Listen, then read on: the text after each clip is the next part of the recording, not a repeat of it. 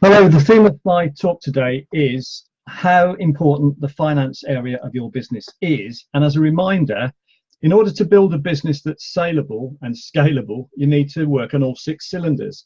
And the 6 cylinders are having strategies in place, typically 3 years, 1 year, 3 months, written down in detail, being good at operations, which is where a great many small business owners are, so that's not normally an issue to them. Understanding your finances, which is more of an issue to a lot of business owners. Understanding what's meant by strategic sales and marketing, which is very important to grow your business. And then having the right people in place and systems in place so that you've actually got a business that operates when you're not there. And all of those areas are important.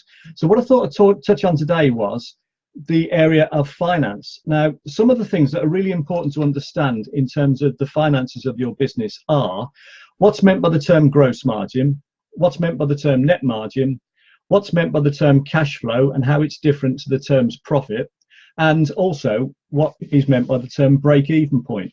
So let me just cover some of those issues. So the first thing is that your margin is how much profit you make on everything you sell. Your gross margin is how much you make on everything you sell if you ignore all your fixed costs, the costs that don't change whether you sell anything or whether you sell loads. And your net margin is eventually, your net profit divided by the amount of your sales. So it's the net amount of profit you make on your sales. So the most important figure out of all of those is your gross margin, your gross profit on everything you sell. Because if you understand that, you'll then be able to work out how many things you need to sell in order to start making a profit. And then every time you sell something beyond that amount, you'll make more and more profit. And it's called your break-even point. So let me just try and explain how that works. So this chart here effectively shows you what happens. So you've got certain costs here. So up here we've got money, and up along here we've got volume or output, or the amount of sales, the amount you produce and sell.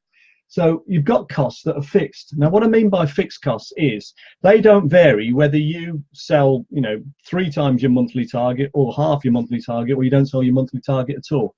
So they would typically be things like rates, business rates, mortgage costs, head office salaries, fixed salaries, anything you pay that whereby you're paying the same amount whether the business sort of does well each month or doesn't do well at all. And they're called fixed costs.